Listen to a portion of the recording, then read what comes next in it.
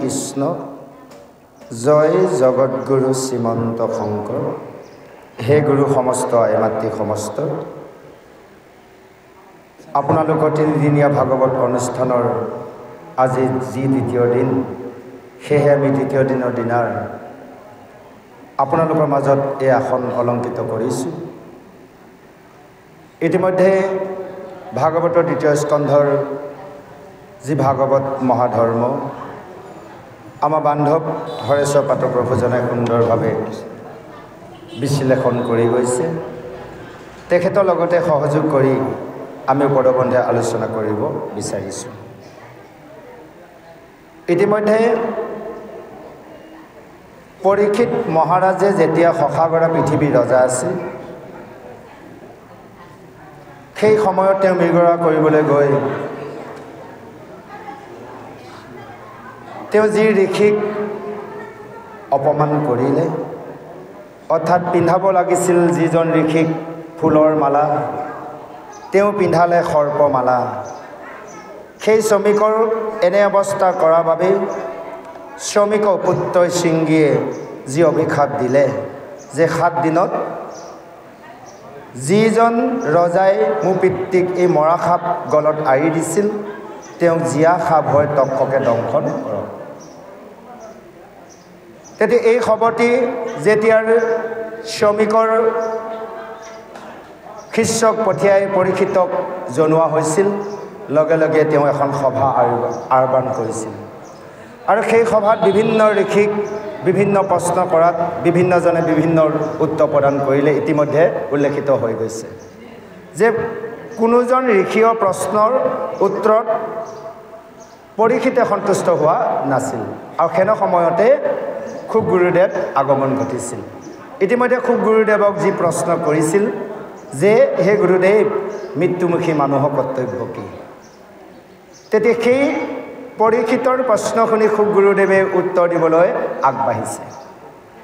যে এই উত্তৰ দিবলৈ যাওঁতে পৰীক্ষিতৰ মনত সন্দেহ হৈছিল যে মই 7টা দিনত এই ঋষি সাপৰ পৰা কেনেকৈ মুক্ত হ'ম আৰু মই মানৱ জন্ম কেনেকৈ সফল কৰিম। তেতিয়া পৰীক্ষিতক খুব গুৰুদেৱে কৈছিল, হে ৰাজন পৰীক্ষিত, তুমি ভয় খাব লগা একো নাই, কাৰণ এইখিনিতে আনিলে আপোনাৰ শতাংগ ৰজা কাহিনীটো আনি দিলে। ইতিমধ্যে পাঠ হৈ গৈছে। ইয়াৰ আগত আমাৰ প্ৰভুজনে বিশ্লেষণ কৰিলে, সেইকাৰণে আমি মাত্ৰ চুইহে গৈছোঁ।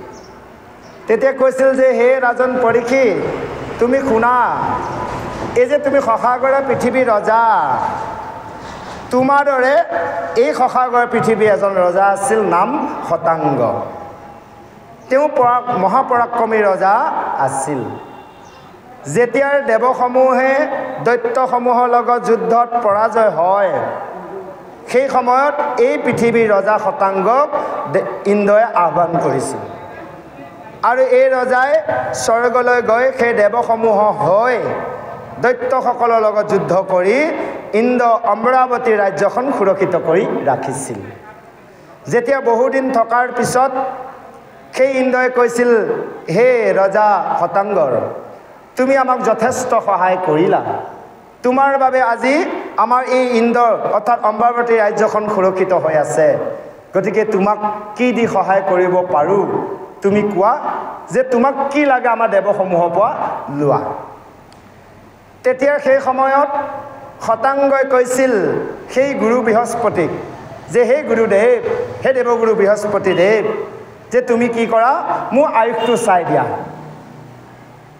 তেতিয়া লগে লগে গুৰু বৃহস্পতিয়ে আয়ুস চাই কৈছিল যে তোমাৰ মাত্ৰ 2 দণ্ডহে সময় আছে, যে 1 দণ্ডত 24 মিনিট, 2 দণ্ডত 48 মিনিট সময়, 48 মিনিট সময়ত পিছত তোমাৰ মৃত্যু হ'ব।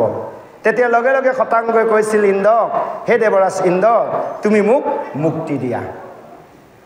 তেতিয়া লগে লগে ইন্দ্ৰই কৈছিল যে মোৰ নিজৰে মুক্তি নাই, তোমাক মই মুক্তি দিব নোৱাৰোঁ। বোলে মই মুক্তি কেনেকৈ পাম? যদি তুমি মুক্তি পাব বিচাৰিছা তেনেহ'লে তুমি পৃথিৱীলৈ যোৱা, কাৰণ আমাৰ স্বৰ্গবাসীসকলে কেতিয়াও মুক্তি নাপায়। গতিকে মুক্তিৰ পথটো কেৱল পৃথিৱীতহে আছে। বোলে তুমি পৃথিৱীলৈ যোৱা, আৰু সেইজন পৰম প্ৰভু ভগৱন্তক তুমি ভজনা কৰা আৰু তুমি গতি সাধন কৰা। তেতিয়া লগে লগে সেই খটাংগই পৃথিৱীলৈ আহি মন্ত্ৰী পাৰিষদক মাতি নিজৰ পুত্ৰসকলক ৰাজশাসন অৰ্পণ কৰি 2 দণ্ড সময়ত ভগৱন্তক ভজনা কৰি গতি সাধন কৰিছে। হে ৰজা পৰীক্ষিত, তুমি কিয় ভয় খাইছা? 2 দণ্ডত যদি খটাংগ ৰজাই গতি সাধন কৰিলে তুমি দেখোন 7 দিন জীয়াই থাকিবা। আজি এই কথাখিনি আমাক বুজাইছে। আমিও চাওক 7 দিন অৰ্থাৎ সোমবাৰৰ পৰা ৰবিবাৰলৈ কত 7 দিন খেদি আছোঁ। যদি আমি পৰীক্ষিতে আজি গংগা তীৰত শুক গুৰুদেৱৰ পৰা ভাগৱত অৰ্থাৎ কৃষ্ণ কথাৰ যেনেভাৱে শ্ৰৱণ কৰিছে আমিও যদি কৰোঁ, কিয় আমি গতি সাধন কৰিব নোৱাৰিম? নিশ্চয় পাৰিম।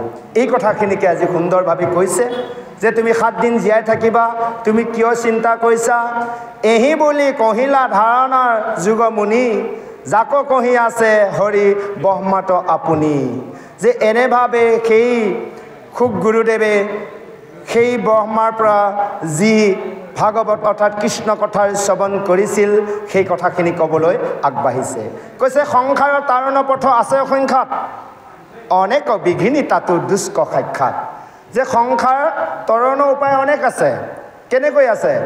আমি এতিয়া তপস্যা কৰি গতি সাধন কৰিব নোৱাৰোঁ, কাৰণ 2 দিনীয়া 3 দিনীয়া ভাগৱত অনুষ্ঠানত 3 ঘণ্টা বহি থকাৰ আমাৰ ধৈৰ্য নাই। সেই গছৰ তলত ঋষিমুনি সমস্ত দৰে ৰ'দ বৰষুণ কাটি কৰি হাজাৰ হাজাৰ বছৰ তপস্যা কৰা কলিযুগৰ লোকসকলৰ খাদ্য শক্তি নাই। সেইকাৰণে কৈছে এই সংসাৰত তৰিব পৰা অনেক উপায় আছে, কিন্তু সকলোবোৰ কষ্টকৰ, সকলোভাৱে সম্ভৱ নহয়। সেইকাৰণে কৈছে শ্ৰৱণ কীৰ্তন কৰি কৃষ্ণক যিয়ে আৰাধনা কৰে সেইজনে মহামুখ্যৰ গতি সাধন কৰে আৰু সমস্ত বিঘিনি নাশ কৰিব পৰা পাৰে। আজি এনেভাৱে কৈছে জাতহন্তে হুৱে ৰতি কৃষ্ণৰ চৰণে, নুহিকে সুগম আতপৰে ত্ৰিভুৱনে। যে কৃষ্ণৰ চৰণত যাৰ ৰতি প্ৰেম ৰতি জন্ম হয় অৰ্থাৎ ভক্তি জন্ম হয়, যে ইয়াতকৈ আৰু সুগম পথ এই ত্ৰিভুৱনত একোৱে হ'ব নোৱাৰে। এই কথাখিনিকে ব্ৰহ্মাই পূৰ্বতে কি কৈছে? 3 বাৰ বেদক ৰিচাৰ্চ কৰি সিদ্ধান্ত কৰি দিলে যে কলি যুগত হৰি নামে সাৰ।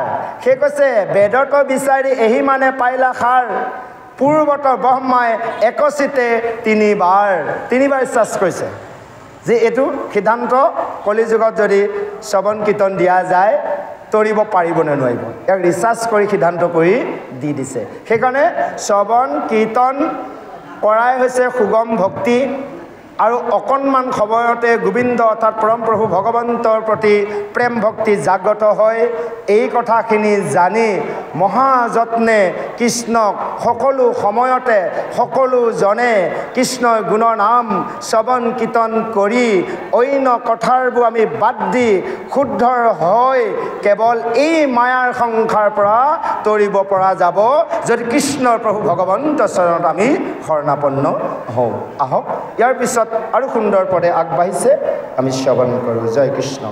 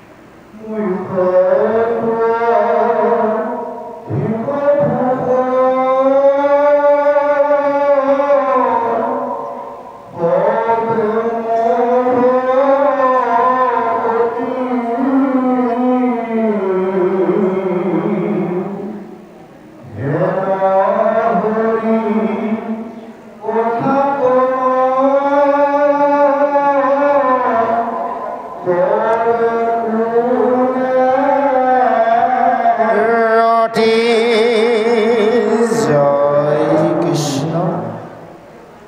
এইখিনিতে দ্বিতীয় স্কন্ধৰ 2 অধ্যায় সমাপ্তি ঘটিছে আৰু গুৰুদেৱে পৰীক্ষিত ৰজাক কৈছে, হে ৰাজন পৰীক্ষিত, এয়াই হৈছে জ্ঞানী মনুষ্যসকলৰ কৰ্ম।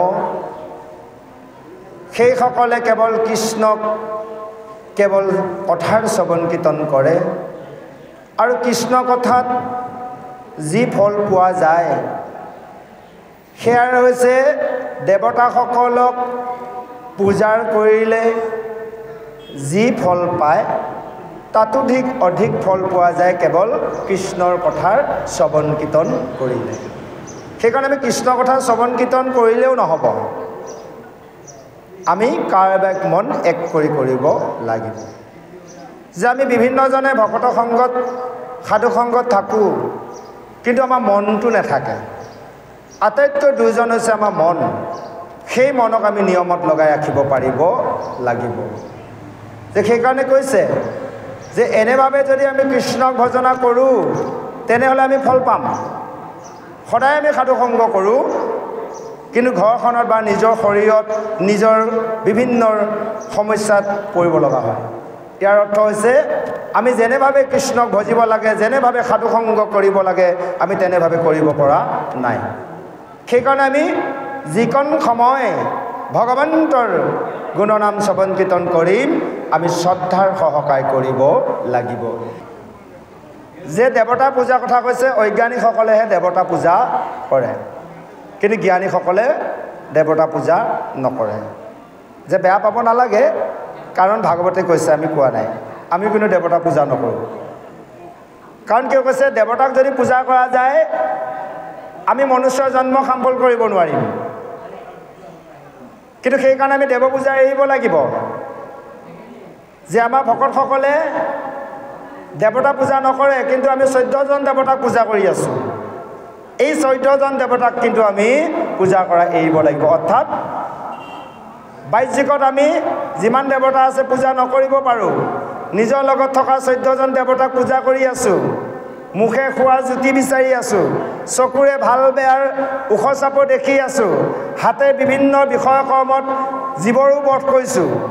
নহয় জানো, এই দুভাগী চৰণে যাব লাগে সাধু সংগ তীৰ্থলৈ, গৈছোঁ আপোনাৰ বিষয়ৰ বেয়া বেয়া ঠাইলৈ, ইত্যাদি ইত্যাদি কথা। যে আমাৰ এই 14জন যে দেৱতত্ব আছে শৰীৰত, এই 14জন দেৱতাক যদি আমি পূজা নকৰি কেৱল আত্মাদেৱক যদি পূজা কৰোঁ, তেনেহ'লে তেতিয়াহে আমি একশৰণ অৰ্থাৎ এক কৃষ্ণক ভজনা কৰা হ'ব। আমি এই ইন্দ্ৰিয়ৰ দেৱসমূহক সন্তুষ্ট দিবলৈ আমি কি কৈছোঁ, দেহ ধৰ্ম পালন কৰিছোঁ, কিন্তু আমি আত্মা ধৰ্ম পালন কৰা নাই। সেইকাৰণে ভাগৱতে কৈছে, বেদে সিদ্ধান্ত দিছে যে আমি সমস্তই আত্মা ধৰ্ম পালন কৰিব লাগিব। সেইকাৰণে কৈছে যদি আমি এনেভাৱে আত্মা ধৰ্ম পালন কৰোঁ, তেনেহ'লে কৈছে পুৰুষাৰ্থ কৰ্ম হ'ব। এতিয়া কোন পুৰুষৰ কথা ক'লে? আমাৰ 4জন পুৰুষৰ কথা কৈছে, যে আমি 4জন পুৰুষক সাৰ্থ কৰ্ম কৰিব লাগে। যে 4 পুৰুষাৰ্থ তাহাৰৰ নিজৰা হৰি নামে মূল ধাৰা। যে 4জন পুৰুষৰ সাৰ্থ কৰ্ম কৰিবলৈ 1 নম্বৰ পুৰুষ হৈছে পৰম প্ৰভু ভগৱন্ত, 2 নম্বৰ সৃষ্টি হ'ল নাৰায়ণ, 2 নম্বৰ পুৰুষ যিজন জলত অনন্ত শয্যাত শয়ন কৰা। 3 নম্বৰত ক'লে বিশ্বৰ ব্ৰহ্মাণ্ডত সমস্ত জীৱত আত্মাৰূপে জীৱৰ যে আছে সমস্ত শৰীৰত, সেয়া হ'লে 3 নম্বৰ পুৰুষ। 4 নম্বৰ আপোনালোক আমাৰ সমস্ত আত্মাৰূপে থকাজন পুৰুষজন। এই 4জন পুৰুষক সাৰ্থ কৰ্ম কৰিব লগা হ'লে কেৱল হৰি নাম কীৰ্তনৰ মাধ্যমে পৰা যাব। এই কথাখিনি আমি জানি ল'ব লাগিব। যে এইবোৰ কথা আমি নজনাৰ কাৰণে বিভিন্নজনে ভকত হৈছোঁ, কিন্তু আমি ভকত হ'লেও কি হ'ব, যে আমি নিজৰ ইন্দ্ৰিয়বৰ্গক আমি ভকত বনাব পৰা নাই। সেইকাৰণে আমি দেখাচা ভক্তিতকৈ আমি লুকাচা ভক্তি বেছি কৰিবলৈ চেষ্টা কৰিব লাগে। সেয়ে কৈছে এই কৃষ্ণ কথা শুনাৰ লগে লগে আমাৰ সমস্ত জ্ঞান উপাৰ্জন হয়, মনটো শুদ্ধ হয়, আৰু এই লোকতো আমি সুখ পালোৱে পৰৰ লোকতো আমি সুখে শান্তিয়ে থাকিব পাৰোঁ সেই কৈছে মুখ্যটো অধিক সুখ সপ্ৰেম ভক্তি হেন হৰি কথা নকৰে কোনে ৰতি যে মুখ্যতকৈ অধিক সুখ পোৱা যায় সপ্ৰেম ভক্তি প্ৰেম ভক্তি তাৰ ওপৰত দিছে সপ্ৰেম ভক্তি যে সপ্ৰেম ভক্তি আমি কৰিব লাগিব তেতিয়া কি হয় যে আমি মুখ্যৰ সুখতকৈও অধিক সুখ লাভ কৰিব পাৰোঁ আৰু এই কথাখিনিক কোনজন লোকেনো শ্ৰৱণ নকৰে অৰ্থাৎ যিসকল অধম যিসকল মহাপাপী সেইসকলে এই কৃষ্ণ কথাৰ শ্ৰৱণ বা কীৰ্তন নকৰে হে গুৰু সমস্ত আই মাতৃ সমস্ত আহক ইয়াৰ পিছত অভীষ্টৰ লাভৰ উপায় দিছে আহক আমি শ্ৰৱণ কৰোঁ জয় কৃষ্ণ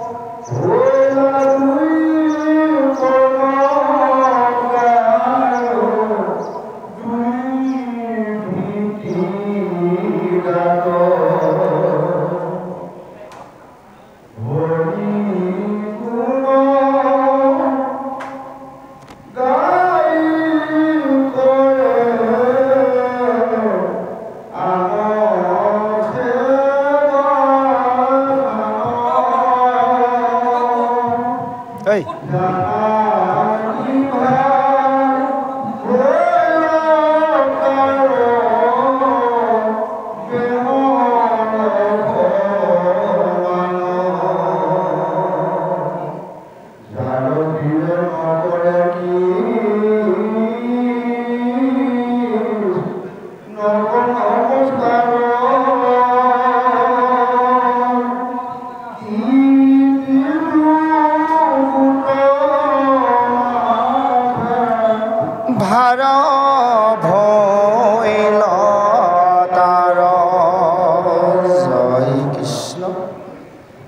এতিয়া এই কথাখিনি নমখ্যা অৰণ্যত 28 সহস্ৰ ঋষি আগত খুদ গুৰুদেৱে কৈ আছিল যেতিয়া খুদ গুৰুদেৱৰ পৰা 28 সহস্ৰ ঋষিয়ে এই পৰীক্ষিত আৰু শুকৰ যি কথোপকথন এই কথা শ্ৰৱণ কৰি সৌনকে খুদ গুৰুদেৱক কৈছিল হে গুৰুদেৱ যে অকণমান আমি তোমাৰ পৰা জানিব বিচাৰিছোঁ যে সেই দুইজন বৈষ্ণৱ কথা অৰ্থাৎ পৰীক্ষিত আৰু শুকৰ কথা যে দুইজনৰো কেনেকৈ কথোপকথন হ'ল এই কথাখিনি আমাক জনোৱা কাৰণ যিসকলে অকণমান সময়ো কৃষ্ণ কথাৰ শ্ৰৱণ নকৰে যিসকল নৰে সেইসকলৰ আয়ুটো বোলে বিথাৰ সেইকাৰণে কৈছে আকাশে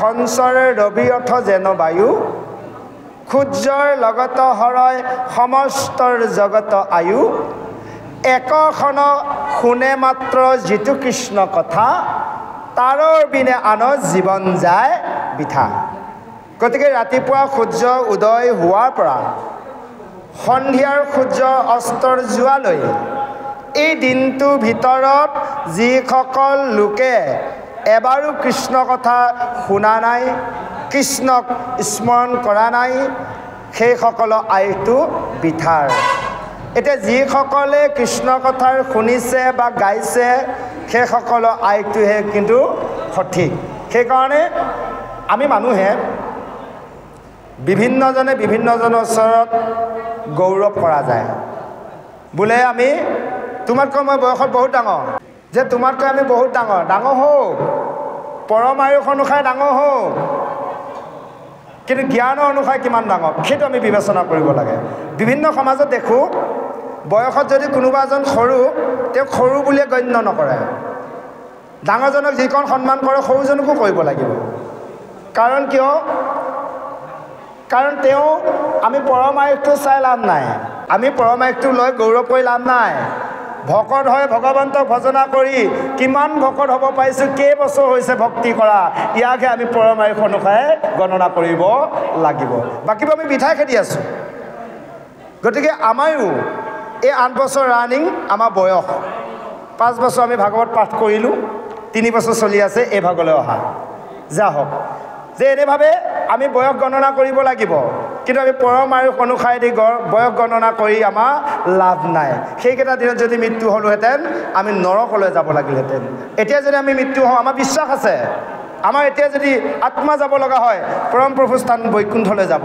কাৰণ আমি ভগৱন্ত কৰ্ম সাধু সংগত থাকি কৰি আছোঁ যদি আমি বিষয় কৰ্ম কৰোঁ তে নৰকলৈ স্বৰ্গলৈ যাব লাগিব যদি আমি কৃষ্ণ কৰ্ম কৰোঁ তেতিয়া আমি কৃষ্ণ স্থানলৈ যাব লাগিব হয়নে বাৰু সেইকাৰণে কৈছে মুহুৰ চৰণ অচিন্তে যিটো জন মুহুৰ স্বৰূপ পায় হুই আপাইখত থাকে বৈকুণ্ঠত তাহাৰ জন্ম মৃত্যু নাই যদি ভগৱন্তৰ কৰ্ম কৰোঁ ভগৱন্তৰ ৰূপ পাম যদি আমি বিষয় কৰ্ম কৰোঁ বিষয় ৰূপ পাম গতিকে এইবোৰ সিদ্ধান্ত আমি ভালদৰে চাই বাছি জানি বুজি ল'ব লাগিব সেইকাৰণে কৈছে যে যিসকল কৰ্ণপথে সেই নামৰূপী জনাৰ্দন ভগৱন্তৰ শব্দৰ ব্ৰহ্ম প্ৰৱেশ নকৰে সেইসকলক 4টা পশুৰ লগত তুলনা দিছে যাৰ কাৰণেদি কৃষ্ণ কথা নুশুমায় বহুতো আছে এই যে মাইক ফোনত যে কৈ থকা যায় কোনোবাই শুনিলে ক'ব কাম নাই চিঞৰি আছে হয়নে বাৰু সেইসকলক 4 বিধ পশুৰ লগত তুলনা দিছে যেনেকৈ কৈছে কুকুৰ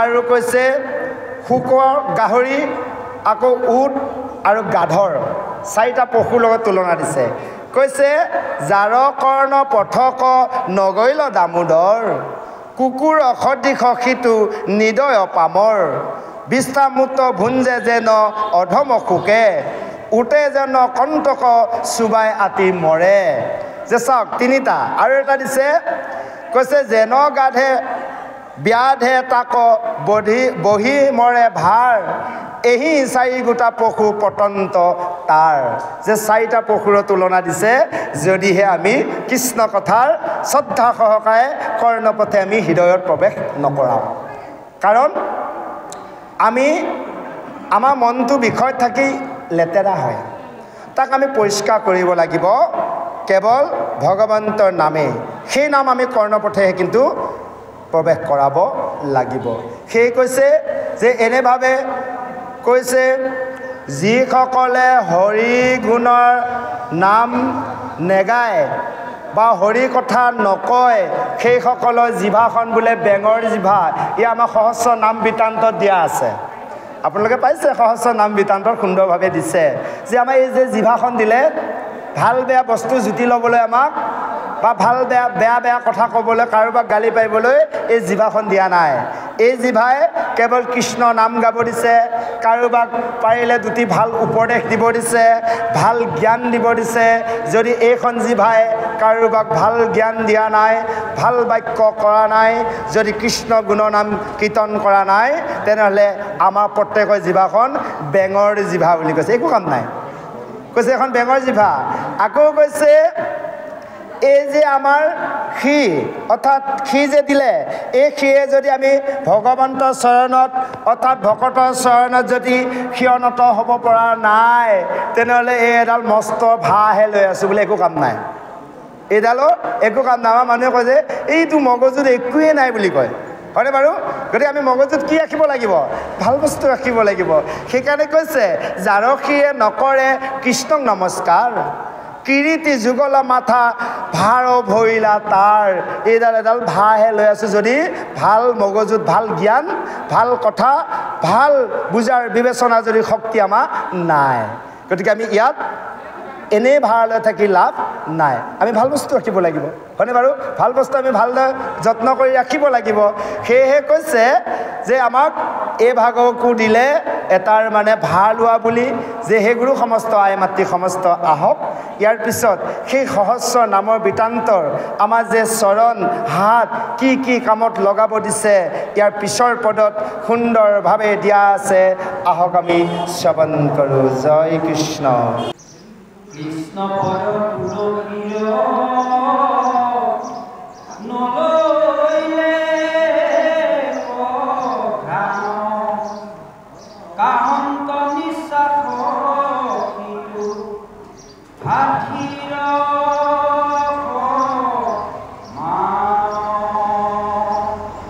হৰি হৰি তুলসী নিকাৰ মাচিত ৰজকিলা সদৃশজা নিবাতাৰ চিত্ত হেন জানি ফুট পৰি উপয়ভিমত যি কথা কহিলা সুকে ৰাজাৰ আগত কহি সমস্তে শুনহ সাৱধানে তৃতীয় অধ্যায়ৰ কথা গৈলাই হিমানে জয় কৃষ্ণ এতিয়া আমাৰ এই হাত দুখনি দিছে ভগৱন্ত কৰ্ম কৰিবলৈ চাৰিমুঠি জীৱক উদ্ধাৰ সহায় কৰিবলৈ এই দুখন হাতে কি কৈছোঁ জানে বিষয়ত গৈ বেয়া বেয়া কৰ্ম কৰিছোঁ কাৰোবাক হাত দাঙি খেদি গৈছোঁ ক'ৰবাত জীৱবধ কৰিছোঁ হ'বনে বাৰু আৰু আমাৰ চৰণ দুভাগি দিছে সাধুসংগলৈ যাবলৈ তীৰ্থলৈ যাবলৈ এই দুভাগী চৰণে আমি গৈছোঁ বেয়া বেয়া ঠাইলৈ সেইকাৰণে কৈছে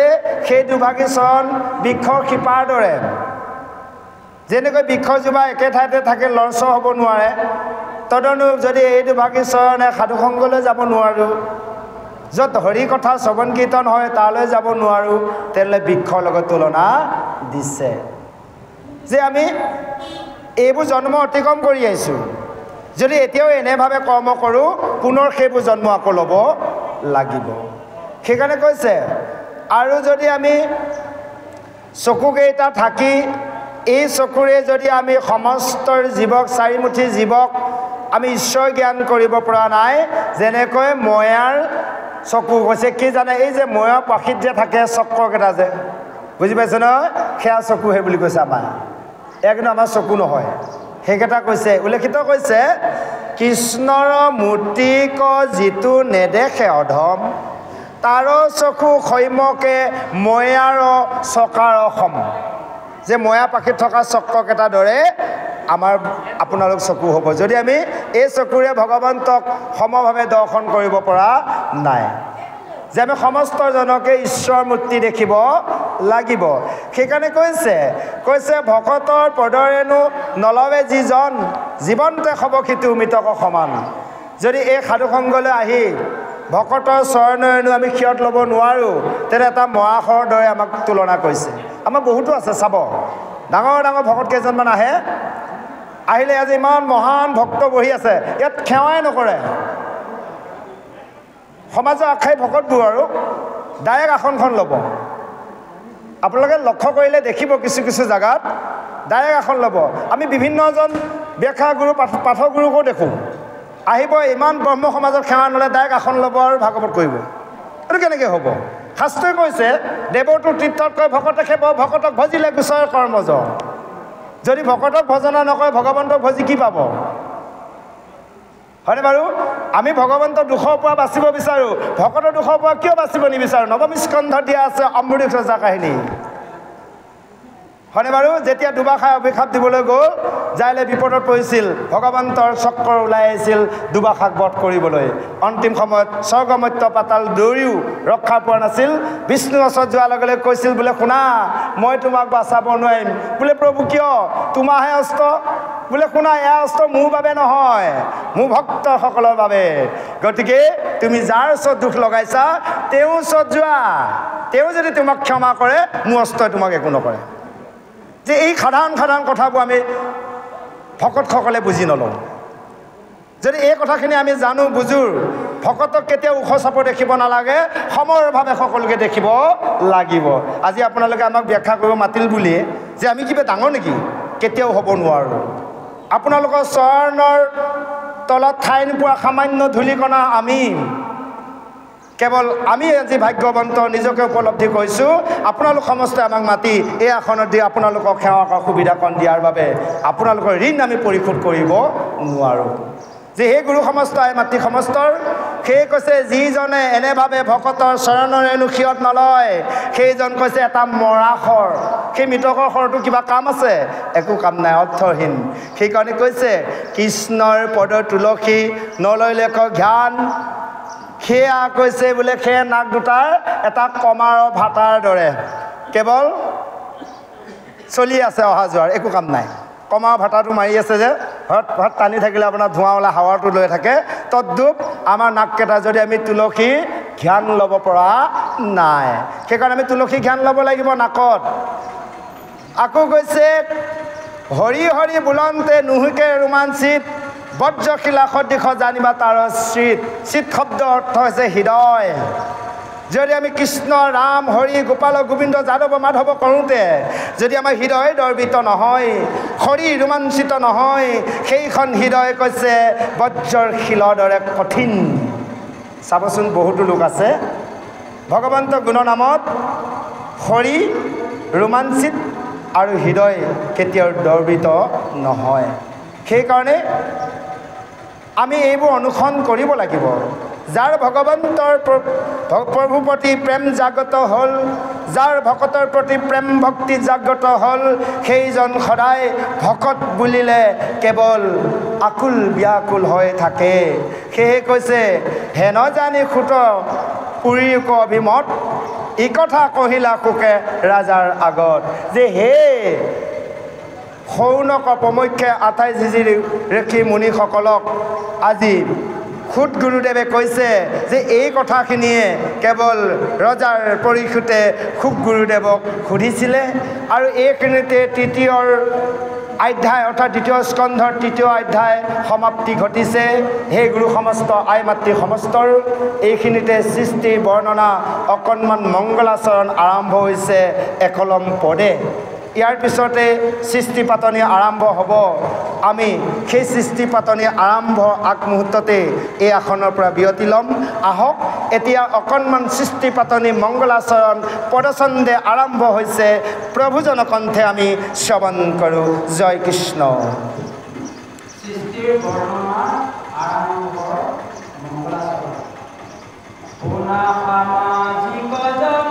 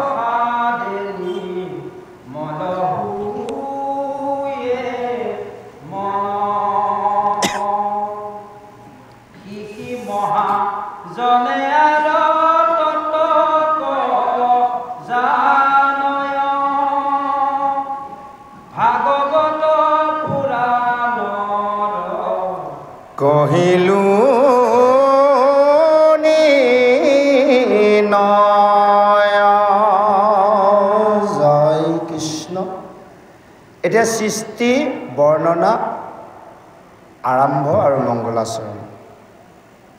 ইয়াতে মংগলাচৰণ বুলি যে কৈছে যে মংগল যুগ আচৰণ। যদি আমাৰ প্ৰত্যেকৰ জীৱনত মংগলময় হ'ব লাগে, ইয়াৰ আচৰণবোৰ আমি কেনে কৰিব লাগে অৰ্থাৎ বাক্যসমূহ, তেতিয়াহ'লে আমি এই ভাগৱত শাস্ত্ৰৰ পৰা জানি ল'ব লাগিব। সেয়ে কৈছে যে সেই সামাজিক লোক সমস্তৰ এই ভাগৱতৰ কথা শুনা, এই মনুষ্য জন্মটো পাই কেতিয়াও বিঠাই নেখেদিবা। যে এই ভাগৱত হৈছে পুৰাণ সূৰ্যৰ মহাভাগৱত অৰ্থাৎ সূৰ্যৰ পুৰাণ। যেনেকৈ এন্ধাৰত ৰাতিটো এন্ধাৰ, পুৱাৰ ভাগত সূৰ্য উদয় হোৱাৰ লগে লগে পোহৰ হয়, তদনুৰূপ আমি প্ৰতিজন মনুষ্যই কেৱল এন্ধাৰত আছোঁ অৰ্থাৎ অজ্ঞানত আছোঁ। যে এই অজ্ঞানত আমি পোহৰ পাবলৈ আমি ভাগৱতৰ জ্ঞান ল'ব লাগিব। সেইকাৰণে কৈছে অজ্ঞান অতিমি ৰান্ধাস্য জ্ঞান অজন চলাকয়া। যে আমি এই অজ্ঞানৰ বাবে থাকাৰ আমি এই ভাগৱতৰ জ্ঞান ল'ব লাগিব। ভাগৱতৰ জ্ঞানৰ দ্বাৰাই আমাৰ জীৱনত আমি পোহৰ আনিব পাৰিম। গতিকে আমি প্ৰতিজন মনুষ্যই এই ভাগৱতৰ জ্ঞান আহৰণ কৰাটো নিতান্ত প্ৰয়োজন যে আমি বিভিন্ন জ্ঞান লৈছোঁ যদি আমি ভাগৱতৰ জ্ঞান লোৱা নাই অৰ্থাৎ আমি আধ্যাত্মিক জ্ঞান লোৱা নাই তেনে আমাৰ জীৱনটো আধৰুৱা হৈ আছে সেইকাৰণে আজি কৈছে এই সূৰ্য পুৰাণ মহাভাগৱত শাস্ত্ৰ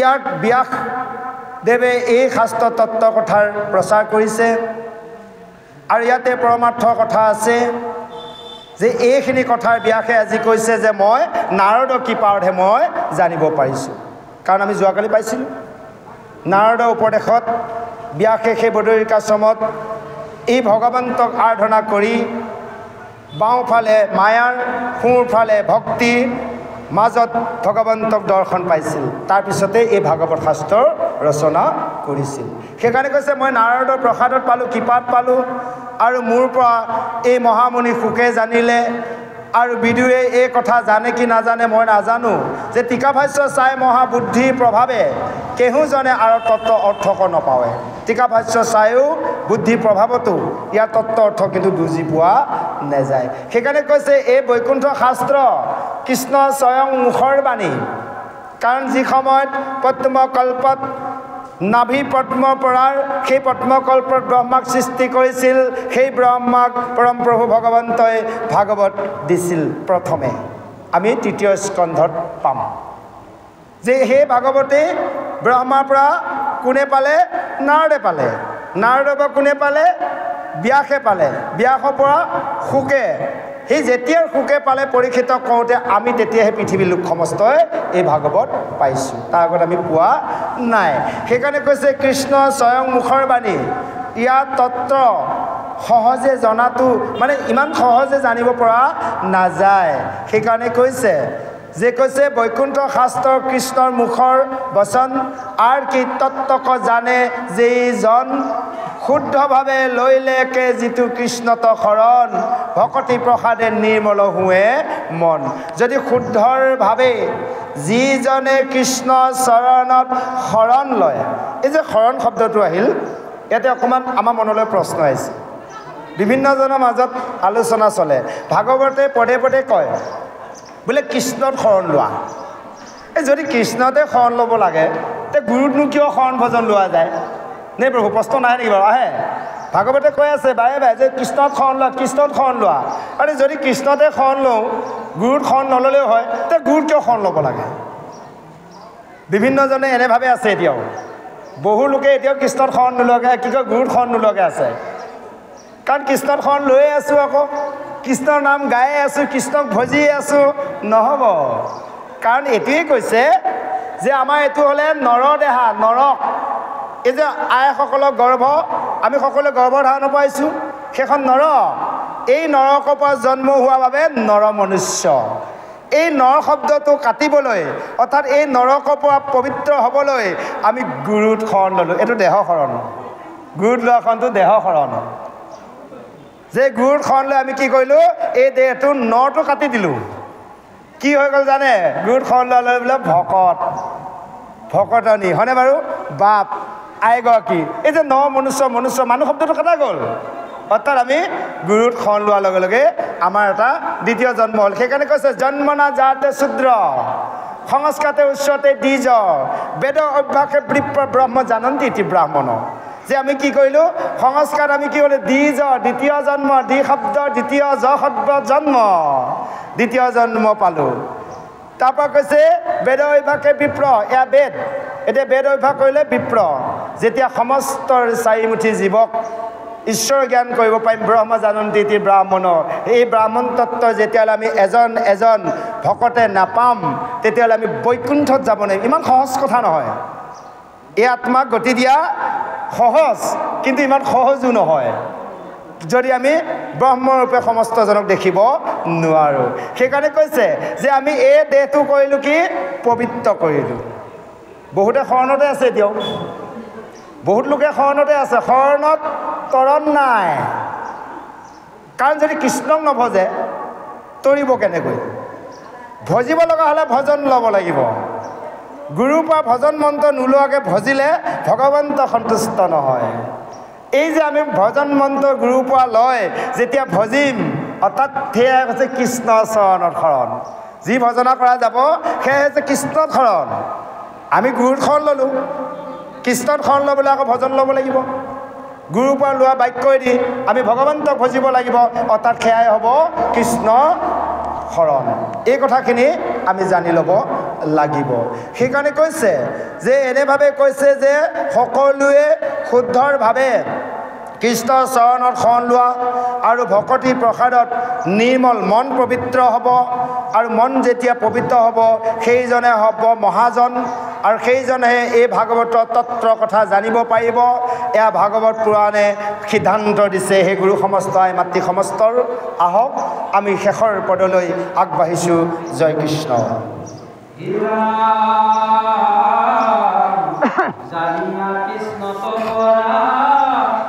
একান্ত ভকতি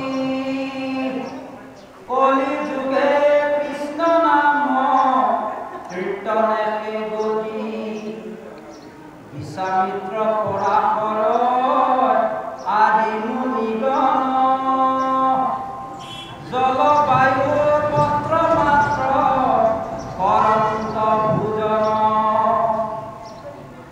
কামি নিৰজনৰ মুখ পদ্মফুললিত দেখি তাৰা ভৈল কামে বিমোহিত দধি দুগ্ধ ঘৃত মিশ্ৰ পৰিশালী অন্ন প্ৰবন্ধিয়া প্ৰতিনিতে ভোজে অন্ন যিটোজন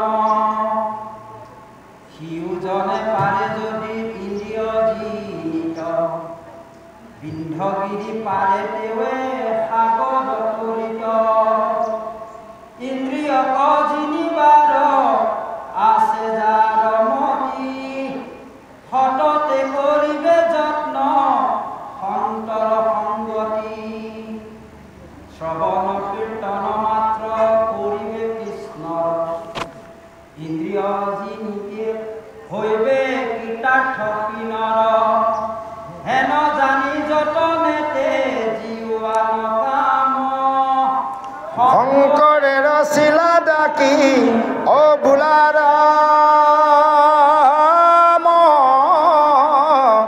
ৰাম হৰি ৰাম হৰি ৰাম ৰাম ৰাম। জয় কৃষ্ণ। এতিয়া কৈছে যে এই কথাখিনি জানি কৃষ্ণত সকলোৱে একান্তৰভাৱে ভক্তি হোৱা, অৰ্থাৎ একান্ত এক কৃষ্ণক ভজিব লাগিব। আমি দুকান্ত তিনিকান্ত বহুকান্ত হৈ লাভ নাই, একান্তৰ মনে আমি কৃষ্ণক ভজিব লাগিব। আৰু এই কলিযুগত কেৱল কৃষ্ণ নামেহে গতি সাধিব পাৰে। আমি যাগ যুগ যজ্ঞ কৰি একো লাভ নাই, নামৰ মাজতে সমস্ত পায়। দাপৰৰ শেষত কলি আদ্যত যেতিয়া পৰমপ্ৰভু ভগৱন্তই এই নৰলীলা সমাপ্ত কৰি 125 বছৰ শেষত যেতিয়া বৈকুণ্ঠলৈ যাব ওলায়, সেই সময়ত উদ্ধৱক কৈ গৈছিল যে সেই উদ্ধৱ, যে মই যদিও যাওঁ মোৰ সমস্ত ধৰ্ম কৰ্ম যদিও মোৰ লগত যায়, কেৱল মোৰ নামৰ মাজতে সমস্ত পাবা। আমি নাম ল'লে সমস্ত পাওঁ। সেইকাৰণে কৈছে অনাম ভজা অনাম লোৱা নাম কৰা খাৰ অনন্ত কৃষ্ণৰ নাম মহিমা অপাৰ নামে তপ নামে জপ নামে যোগ ধ্যান নামে দান নামে পুণ্য কোটি তীৰ্থ স্নান। গতিকে নামতে সমস্ত পায়।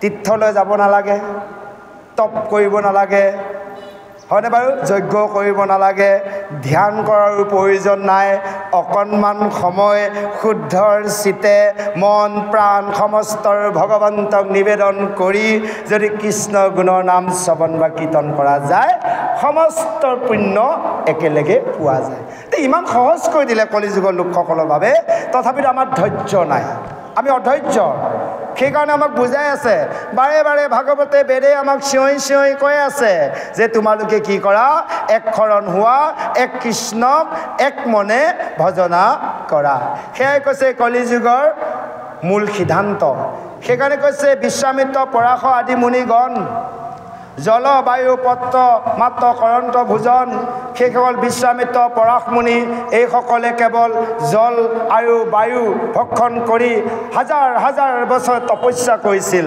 যে আমাৰ কৰা খাদ্য শক্তি নাই অকণমান পিছতে গৰম লাগিব অকণমান পিছতে ভোক লাগিব নহয় জানো ইত্যাদি সমস্যা আমাৰ গতিকে সেইকাৰণে আমি অকণমান সময়ে কৰোঁ কলিযুগৰ লোকৰ বাবে সেইকাৰণে ভগৱন্তই সহজ কৰি দিলে ব্ৰহ্মাই সেইকাৰণে তিনিবাৰ বেদক ৰিচাৰ্চ কৰি প্ৰমাণ কৰি সিদ্ধান্ত দিলে যে সাধুসংগ কৰা শ্ৰৱণ কীৰ্তন কৰা বাছ সকলো পাখণ্ডবোৰ নাগ হ'ব গতি সাধন কৰা ইমান সহজ কৰি দিলে তাকো আকৌ সাধুসংগলৈ যাবলৈ আমাৰ এলাহ গোসাঁই কৰ্মখিনি কৰাৰো এলাহ হয়নে বাৰু ইত্যাদি সমস্যা আমাৰ পঞ্চযজ্ঞ যে দিছে পঞ্চযজ্ঞটো প্ৰথম যজ্ঞটোৱে আমাক খেলি মেলি কৰে ব্ৰহ্মযজ্ঞ প্ৰথমটো হৈছে ব্ৰহ্মযজ্ঞ এই মানুহে কয় যে একে ব্ৰহ্মপুৱাতে মানুহজন গ'ল দেই বা ব্ৰহ্মপুৱাতে আহিল দেই বোলে ঘটনাটো ব্ৰহ্মপুৱাতে ঘটিল দেই এই ব্ৰহ্মপুৱা অৰ্থাৎ যিখিনি সময়ত চৰাই চিৰিকটিয়ে বাঁহ নেৰে সেইটো হ'লে ব্ৰহ্মপুৱা এই ব্ৰহ্মপুৱাতে আমাৰ নিজৰ শয্যাখন এৰিব লাগে শয্যাখন এৰি আমি শৌচ পেচাব কৰি স্নান কৰি তেতিয়া আমি গুৰুগৃহত চাফ চিকুণ কৰি গুৰুগৃহত সোমাব লাগে আমি প্ৰথম ভগৱন্তক জগাব লাগে জাগৰণে আমাকো কি কয় দুপৰবেলিত সোমাই দুপৰবেলিত সোমালে সেই ফলটো নাপাম ফলটো পাব কমকৈ পাব গতিকে আমাক সেইখিনিতে আমাৰ মিষ্টেক কৰে এক দুই নম্বৰ দিলে প্ৰথম ব্ৰহ্মযজ্ঞ ব্ৰহ্মপুৱাত উঠিলে দুই নম্বৰ দিলে স্নান যজ্ঞ স্নান কৰিলে তিনি নম্বৰ দিলে দেৱযজ্ঞ ক'ৰ ভগৱন্তৰ প্ৰভু ভগৱন্তক ভজিলে চাৰি নম্বৰ দিলে আপোনাৰ নিৰ্যজ্ঞ অৰ্থাৎ জ্ঞান যজ্ঞ পাঁচ নম্বৰ দিলে আপোনাৰ ভূতযজ্ঞ আমাৰ আকৌ ভূতযজ্ঞ আগতে কৰাও দেখিছোঁ মই বহুতে কয় কি জানে এই লাল চাহ কাপ নাখালে গোসাঁই ঘৰতে যাব নোৱাৰোঁ বুলি কয় লাল চাহ কাপ আগতে খাই যায় পালে কৃষ্ণ আগতে খাই লৈ আহি বুজিছেনে গতিকে এই খেলি মেলি কৰি দিয়ে তে সেইকাৰণে আমাৰ কি হয় মাৰ্কবোৰ কমি যায় গতিকে আমি এই নীতিসমূহ শুদ্ধৰভাৱে পালন কৰা ব্যৱস্থা কৰিব লাগে সেইকাৰণে কৈছে সেইসকলে এনেভাৱে জল আৰু বায়ু ভক্ষণ কৰি হাজাৰ হাজাৰ বছৰ তপস্যা কৰিছিল এহে কৈছে যিসকলে আমাৰ এই বিষয়ৰ কথা কৈছে এতিয়া ধৰক আপোনাৰ ভাইজা পুত্ৰ নাতি পুতি নহয় জানিব এইসকলৰ মধু বাক্যত আমি মোহিত হয় আমি সেইসকলৰ লগতে আবদ্ধ হৈ থকা নাই জানো দধি দুগ্ধ সেইসকল লোকে দধি দুগ্ধ শীতৰ মিশ্ৰক এইবোৰ খালি অন্ন কৰিও যদি ভগৱন্তক এই এনেভাৱে ভোজন কৰে তথাপিতো সেইসকলে কিন্তু ইন্দ্ৰিয়ক জিনিব নোৱাৰে ইন্দ্ৰিয়ক জিনাটো বৰ সহজ নহয় আৰু যদি জানা যায় কিন্তু সহজ সেইকাৰণে কৈছে ইন্দ্ৰিয়ক আটাইতকৈ ডাঙৰ হৈছে আমাৰ ইন্দ্ৰিয়ক জিনিব পৰাটো আৰু হ'লে আমাৰ ইন্দ্ৰিয়সকলেও কিন্তু নিজামতে কৰ্ম নকৰে যে এইখিনি কথা আমি জানিব লগা কথা ইন্দ্ৰিয়ৰ মনৰ অধীনত চলে দেই প্ৰভু এতিয়া কয় নহয় আমাৰ হাতত আছে কোন ইন্দ্ৰিয় নহয় জানো বাৰু এতিয়া হাত ইন্দ্ৰিয়ই যদি হাতে কৰ্মটো কৰিব লগা হ'লে কিবা এটা বস্তু ধৰ ল'ম নল'ম ইয়াক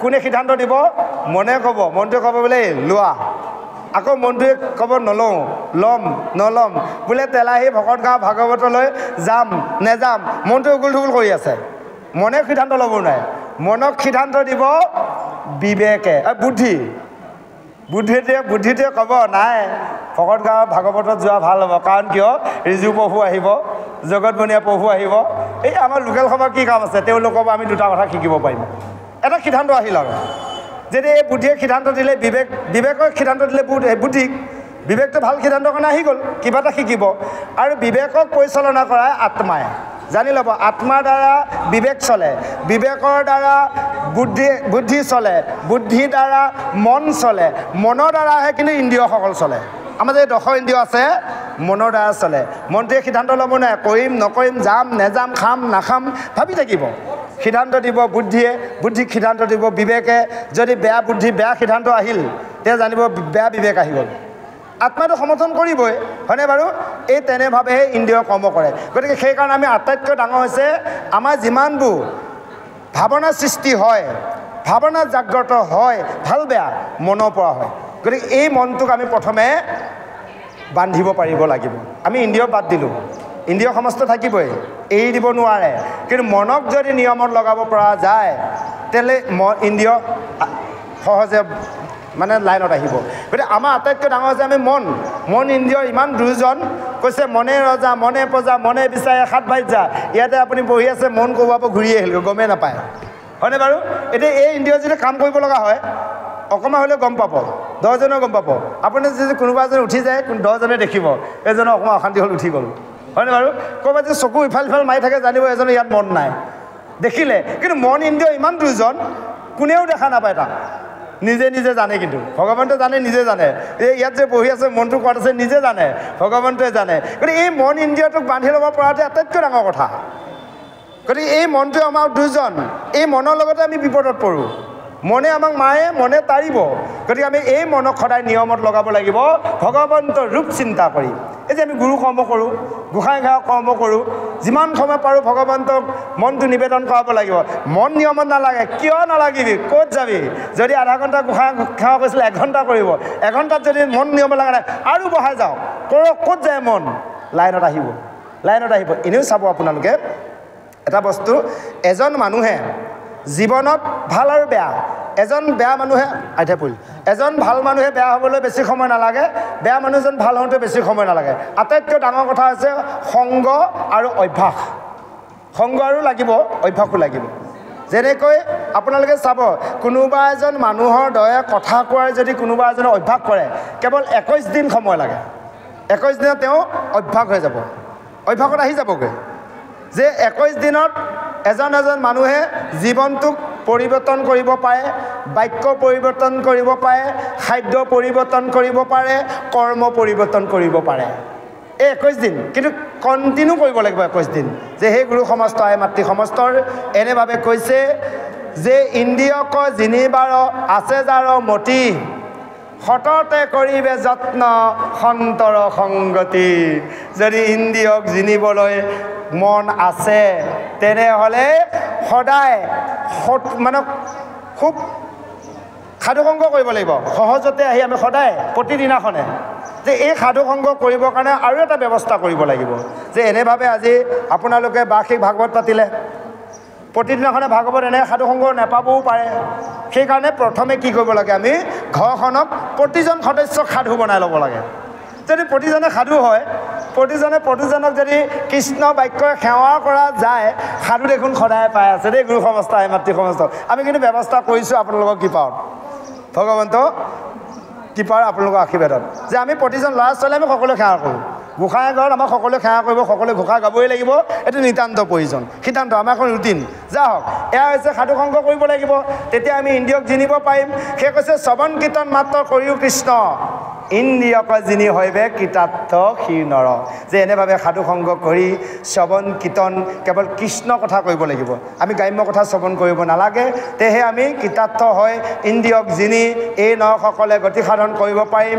এই কথাখিনিকে কৈছে যে আজি শংকৰদেৱ গুৰুজনাই এই অধ্যায় সামৰণি মাৰিছে। এই কথাখিনি জানি সকলোবোৰ নৰে অন্য কাম বাদ দি কেৱল ভগৱন্ত কৃষ্ণক ভজনা কৰি ৰাম নাম লোৱা।